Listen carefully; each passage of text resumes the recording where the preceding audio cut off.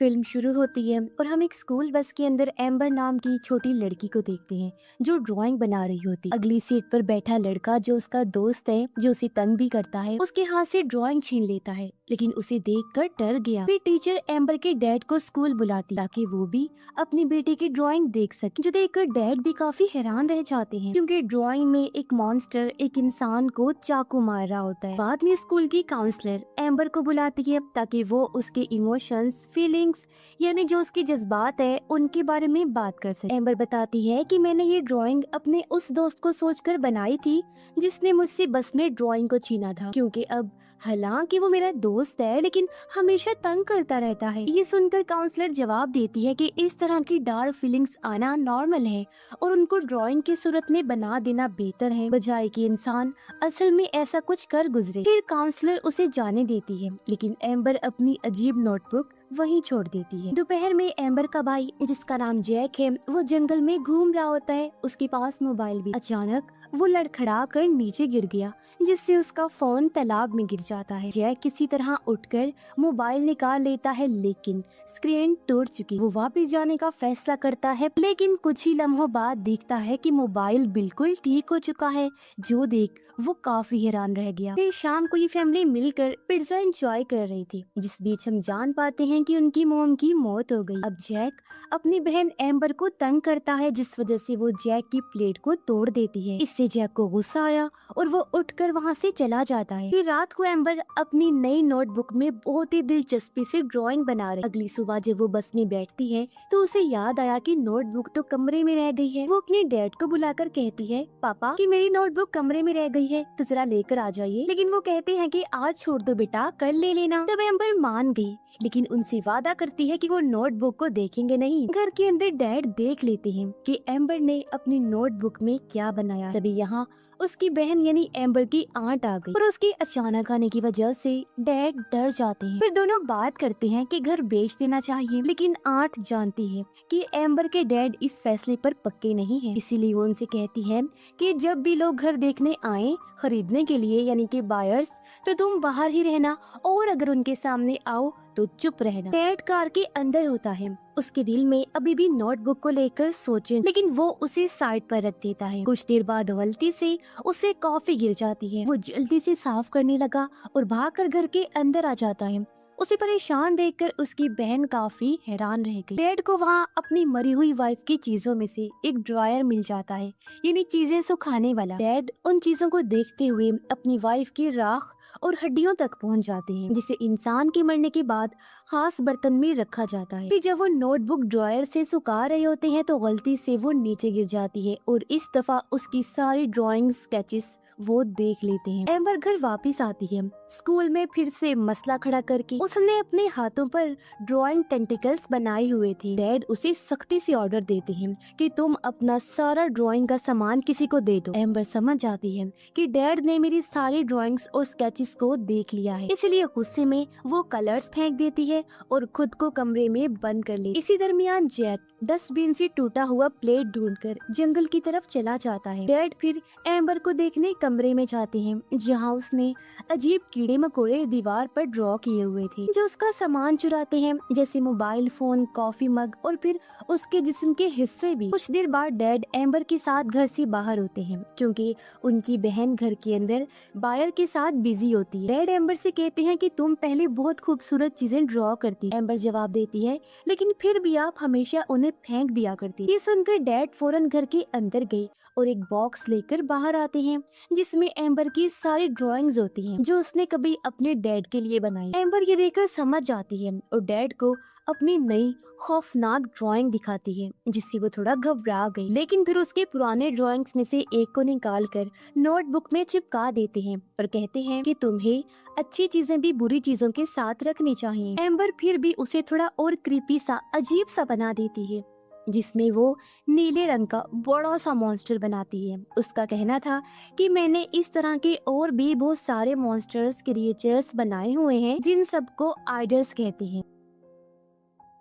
उधर जैक घर लौट आता है और जो टूटी हुई प्लेट वो जंगल में तालाब के पास लेकर गया था वो ठीक हो गई होती है। तभी उसके जहन में अजीब ख्याल आया कि अपनी माँ की राख तालाब में ले जाऊं। एम्बर उसे निकलते हुए देख लेती है और नोटबुक लेकर उसके पीछे चली जाती। अचानक पीछे से आकर जैक को डरा देती है और बॉक्स छीनने की कोशिश करती है, जिस बीच नोटबुक तालाब में गिर गई। जैक एक स्टिक से उसे निकालता है लेकिन पानी अजीब सी आवाजें करता है। दोनों घबराकर भागते हैं और एम्बर जैक को दिखाती है कि नोटबुक की सारी ड्राइंग्स मिट चुकी हैं। तभी उन्हें जंगल से गुर्राने की आवाज सुनाई देती है।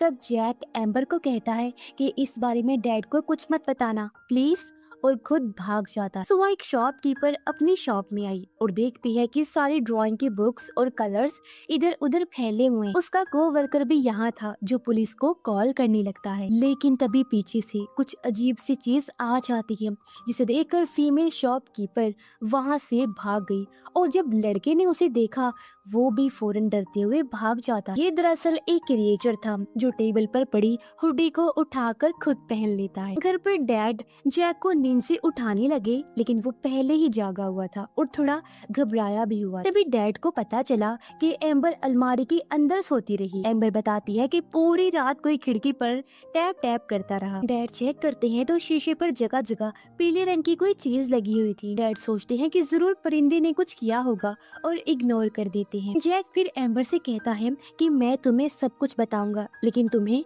बस चुप रहना होगा। तब उनकी ये बात डैड भी सुन लेते हैं। जब बस आती है तो डैड जैक को रोकते हुए कहते हैं कि अगर कोई बात परेशान कर रही है तो तुम मुझे हमेशा बता सकती हो बेटा। तब जैक उन्हें तालाब के बारे में बताता है और कहता है कि उसमें जो चीज भी जाती है वो जिंदा हो जाती है। एम्बर की स्केच बुक भी उसमें गिर गई थी, इसीलिए उसकी ड्राइंग्स की सारी चीजें जैसे कि क्रिएचर, मॉन्स्टर्स और उसमें जो हो रहा है सब जिंदा हो गई हैं। डैड चिढ़ गए लेकिन जैक प्लेट वाली बात बताता है। फिर भी डैड यकीन नहीं करते और उसे बस में जाने के लिए। डैड जब विंडो साफ कर रही होती हैं तो उन्हें जंगल से कुछ अजीब आवाजें सुनाई देती हैं। वो घर के अंदर आए और देखते हैं कि उनका कॉफी मग गायब है। इस दौरान उसकी बहन घर साफ कर रही होती है और देख लेती है कि उसने जानबूझकर अपनी वाइफ की सारी तस्वीरें दीवार से उतार दी। इसके बाद डैड जब सामान लेकर बाहर आते हैं तो उन्हें टूटी हुई प्लेट बिल्कुल ठीक मिलती है। बस के अंदर एम्बर अपने भाई जैक से गुर्राने वाली आवाज के बारे में पूछती रहती है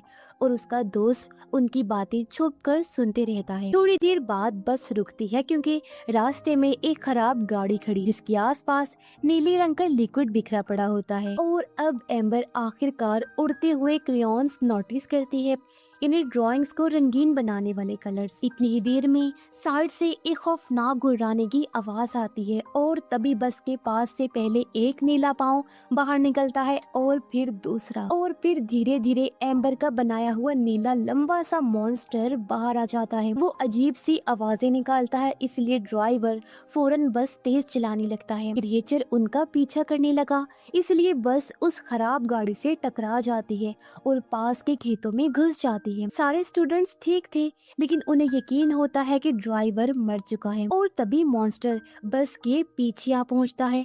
सब बच्चे सीट्स के नीचे छुप जाते हैं। एम्बर जैक को कहती है कि बस का हॉर्न बजाने से ये जाग गया है, इसे फिर से सुलाना होगा और इसे म्यूजिक सुला सकता है। जैक ड्राइवर का फोन लेने की कोशिश करता है लेकिन मॉन्स्टर बस तोड़कर अंदर घुस जाता है। वो जैक को पकड़कर बाहर खींचने लगता है मगर अचानक लड़खड़ाता हुआ नीचे गिर पड़ा और नींद में सो जाता क्योंकि एक स्टूडेंट जिसके पास आईपॉड था उसने म्यूजिक चला दिया था। सब बच्चे बस से निकलकर भाग जाते हैं।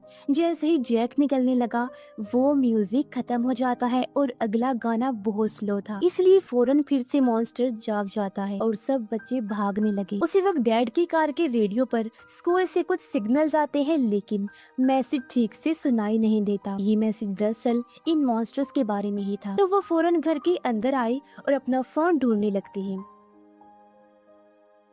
उन्हें फ्लोर पर कलर्स बिखरे मिलते हैं जो अलमारी तक जा रहे थे। जब वो अलमारी खोलते हैं तो उन्हें अपना फोन और कॉफी मग मिल जाता है। मग के पीछे एक अजीब सी बॉल लगी हुई, ये भी एक क्रिएचर था जो अचानक डैड पर जंप करता है, लेकिन डैड मुश्किल से उसे उछाल कर गिराते हैं और उस पर प्लेट मार कर उसे खत्म कर देते हैं। दूसरी तरफ 4 बच्चे जंगल से निकलकर दौड़ते हैं, लेकिन एम्बर अचानक रुक जाती है क्योंकि उन्होंने उसके तंग करने वाले दोस्त को अकेला छोड़ दिया और एम्बर ने अपने स्केचेस में ज्यादा मॉन्स्टर्स ऐसे बनाए थे जो खास तौर पर उसके दोस्त पर हमला कर। जंगल में उसके दोस्त का सामना अजीब येलो एंड ग्रीन क्रिएचर से होता है। लड़का उसे भगाने की कोशिश करता है, लेकिन क्रिएचर अपने सर से बड़े बड़े कई सारे सींग निकाल कर चमकने लगा, ग्लो करने लगा और साथ ही आवाजें भी निकाल रहा था। तभी पीछे से एक बड़ा सा मॉन्स्टर निकलकर उसके सामने आ जाता है। उसने अपना बड़ा सा मुंह खोला और हमला कर देता है, लेकिन इस हमले में वो पूरी तरह नाकाम हो गया। एम्बर के दोस्त को लगा कि शायद ये मॉन्स्टर अंधा है, लेकिन एक बार फिर मॉन्स्टर ने उठकर अपना एंगल ठीक किया और उसका अगला वार बिल्कुल सही डायरेक्शन में होना था और उसके हमला करने से पहले उसके दोस्त आकर उसे बचा ले। वो ग्लोइंग क्रिएचर अभी भी वहाँ होता है, अजीब हरकतें कर रहा था। जैक उसे उठाता है और तालाब भी धो देता है, जिससे वो पूरी तरह खत्म हो गया। ये होते ही वो बड़ा वाला मॉन्स्टर भी खुद ही वहाँ से जाने लगता है, क्योंकि एम्बर ने इन दोनों को एक साथ बनाया था। अगर एक नहीं रहा तो दूसरा भी कुछ नहीं। डैड और उनकी बहन भी उस जगह पहुँचे जहाँ एक्सीडेंट हुआ था।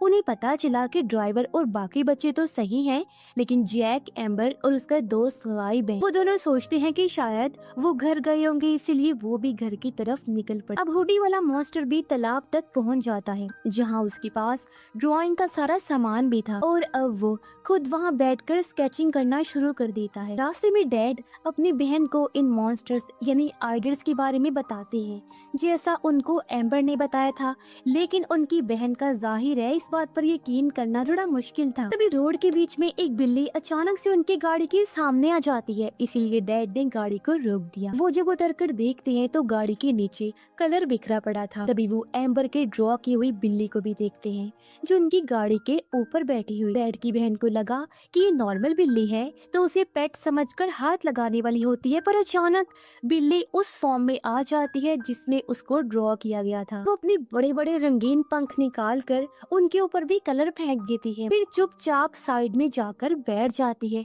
अचानक गाड़ी को जोर से दूर फेंक देती है और फिर जंगल में चली जाती है। बच्चे कलर्स निकालकर फैसला करते हैं कि मॉन्स्टर्स के खिलाफ लड़ने के लिए एक हथियार ड्रॉ करना होगा। वो फिर अजीब सा हथियार ड्रॉ करते हैं। उधर दोनों बहन भाई जब घर वापस आ रही थी तो रास्ते में उनकी बहस होने लगती है। एम्बर की आंट उससे कहती है कि तुम कैसे उनकी माँ की यादों को मिटाने की कोशिश कर रही हो। यही वजह थी कि एम्बर ऐसे क्रिएचर्स ड्रॉ करने लगी। इसी दौरान उनकी नजर एक बहुत बड़े परिंदे पर पड़ती है जो वाल पोस्ट पर बैठा होता है। दोनों काफी घबरा गए, फौरन घर की तरफ भागने लगते हैं। एम्बर का दोस्त उससे पूछता है कि तुम मुझे मारना क्यों चाहती थी, वो भी इतना ज्यादा। तब एम्बर उसे वो टाइम याद दिलाती है जब उसने एम्बर को परेशान। इस दौरान जैक ने हथियार दोबारा रीड्रॉ कर लिया होता है और ये तीनों मॉन्स्टर से लड़ने के लिए जरूरी चीजें इकट्ठा करते हैं। लेकिन निकलने से पहले एम्बर कहती है कि मुझे वॉशरूम जाना है, और तब उसका दोस्त भी साथ चला गया क्योंकि उसे भी जाना। एम्बर अपने रूम के वॉशरूम में चली गई। उसने दरवाजे को लॉक कर दिया था। उसका दोस्त बार बार उसके डोर पर नॉक करता है। तब जैक उसे कहता है कि दूसरे कमरे में चले जाओ। जैसे ही वो दूसरे कमरे में जाता है तो पूरा रूम आइडल से भरा होता है, जो स्पाइडर्स की तरह के क्रिएचर्स थे और दीवारों पर रेंग रहे होते हैं। इसलिए वो चुपचाप डोर बंद कर देता है, लेकिन जैक देख लेता है कि कुछ आइडल्स उसकी बॉडी पर चिपक गए हैं। जैक फौरन दौड़कर आया, उसे दीवार और फ्लोर से टकराता है ताकि आइडल्स को खत्म कर सके। एम्बर जैसे ही बाहर आती है तो एक आइडल छत से अंदर आ जाता है। वो पीछे होती है और सीधा उस कमरे में गिर जाती है जो आइडल से भरा हुआ था। सब क्रिएचर्स फौरन बाहर निकल आते हैं। जैक एक वाटर गन उठाता है, लेकिन एम्बर का दोस्त बाहर भाग गया था। जैक जितने हो सकते थे उतने आइडल्स मारने लगता है। एम्बर किसी तरह बाथरूम में घुसकर बार टब तक पहुंचती है और पानी चला देती है, जिससे क्रिएचर्स धुलकर बह जाते हैं। लेकिन बाहर अभी भी बहुत सारे आइडल्स दरवाजा तोड़कर अंदर आने की कोशिश कर रहे होते हैं। जैक सोचता है कि खिड़की तोड़कर निकल जाऊं, तभी एम्बर का दोस्त वापिस आता है और पानी वाली टैप से उन्हें एक एक करके मारने लगता है। तीनों बाहर निकल कर आए और आइडर्स को एक एक करके खत्म करते हैं और एक कोने में बैठकर सुकून की सांस लेते हैं। उधर डैड और उनकी बहन घर के अंदर आते हैं। हर जगह लाल रंग फैला हुआ था, लेकिन बच्चे तब तक जंगल की तरफ निकल चुके होते हैं। अचानक एम्बर गिर जाती है और रोना शुरू कर देती है, जबकि जैक बार बार उसे उठने को कहता है। तब एम्बर गुस्से में कहती है कि तुम हमेशा मुझे परेशान करते रहते हो। एम्बर की आंट पुलिस को कॉल करती है और फिर से एम्बर की माँ का जिक्र करती है। वो कहती है कि असल में एम्बर सही है, जो अपने असली जज्बात छुपाने की बजाय उन्हें सामने ला रही है इन मॉन्स्टर क्रिएचर्स के रूप में। तभी उन्हें खिड़की पर टैप टैप की आवाज सुनाई देती है।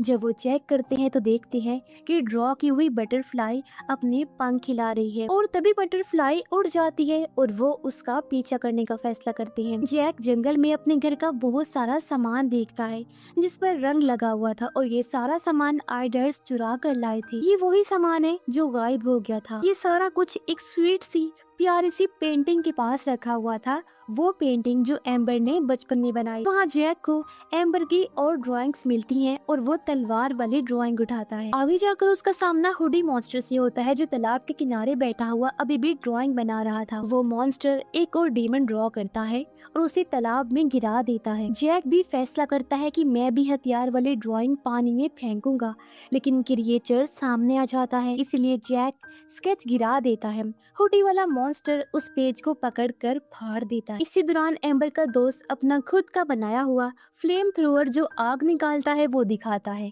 वो फैसला करते हैं कि मॉन्स्टर को तालाब से दूर ले जाएंगे और एम्बर का दोस्त उसका ध्यान भटकाने की कोशिश करता है। वो मॉन्स्टर पर हमला करने ही वाला था कि तभी अचानक और भी क्रीपी स्केचेस वाले मॉन्स्टर जिंदा होकर सामने आ जाते हैं। जब उसे वहाँ से भागना पड़ता है, वो एक टेंट के अंदर छुप जाता है। जो मॉन्स्टर एम्बर और जैक पर अटैक करता है तो जैक फ्लेम थ्रोअर चला देता है, लेकिन आइडर्स टेंट के अंदर घुस जाते हैं, हंगामा मचा देते हैं और मॉन्स्टर्स को अलर्ट कर देते हैं। बड़ा मॉन्स्टर टेंट को खींचकर दूर फेंक देता है। वो एम्बर के दोस्त पर अटैक करने ही वाला होता है, तभी डैड और उसकी बहन वहाँ पहुंचकर उस क्रिएचर को मार देते हैं और इस तरह एम्बर के दोस्त की जान बच जाती है। जैक मॉन्स्टर को रोके हुए था, जबकि एम्बर कुछ ऐसा ड्रॉ करने लगती है जिससे उनका बचाव हो सके, लेकिन इस दफा पेन काम ही नहीं करता। मॉन्स्टर जैक पर काबू पा लेता है और अपनी लंबी जुबान से उसका गला घोटने की कोशिश करता है। तब एम्बर दिमाग लगाकर अपने टेंटिकल्स को जिंदा कर लेती है और मॉन्स्टर से कुछ देर तक लड़ती रहती है, लेकिन मॉन्स्टर किसी तरह उससे भी पकड़ लेता है। तभी जैक अपनी तलवार को जिंदा कर लेता है और एक ही वार में मॉन्स्टर को काट के खत्म कर देता है, लेकिन वो हुडी मॉन्स्टर अभी भी जिंदा होता है और दोबारा उन पर अटैक कर देता है। और तब एम्बर का दोस्त अपना ग्लोइंग हथियार चलाकर मॉन्स्टर को उड़ा देता है। डैड भी वहाँ पहुँच गई। वो एक दूसरे की तरफ भागते हैं, लेकिन अचानक एक ड्रैगन एम्बर पर हमला कर देता है। तब एम्बर अपने टेंटिकल्स का यूज करके ड्रैगन के टुकड़े टुकड़े कर देती है। वो अपने डैड के गले से लग जाती है और तभी उसकी सारी अच्छी ड्राइंग्स तालाब के अंदर जा गिरती। अंदर जाते ही वो हिलने लगी और जिंदा हो जाती है। अब टाउन के सारे लोग अच्छी चीजों को आसमान में उड़ते हुए देखते हैं। जैक तालाब के सामने खड़ा होता है, अपनी माँ की राख तालाब में गिराने का फैसला करता है। डैड उसे रोकते हुए कहते हैं कि अपनी माँ को खोने का दुख तुम इतने टाइम से झेल रहे हो। सच तो ये है, गम को महसूस करना और बर्दाश्त करना बहुत जरूरी है, इससे इंसान बहादुर बनता है। मगर जैक ने बॉक्स तोड़ दिया था, जिससे राख और हड्डियां पानी में गिर चुकी होती हैं। मगर जब कुछ नहीं हुआ तो डैड उसे गले लगाकर कहते हैं, इट्स ओके बेटा, टेंशन न लो, रिलैक्स रहो, मैं हूँ ना, मैं तुम्हारा बाप भी हूँ और माँ। एम्बर भी उन दोनों के साथ शामिल हो जाती है, अपने टेंटिकल्स फैलाकर उनको कवर कर लेती है। फिर हम कुछ टाइम की बात का सीन देखते हैं, जहाँ वो लोग अपने घर पर थे और अपनी नॉर्मल जिंदगी दोबारा शुरू करते। टाउन भी धीरे धीरे नॉर्मल हो जाता है, जैसे कुछ हुआ ही ना हो। और इसी के साथ ये फिल्म इधर ही खत्म हो जाती है।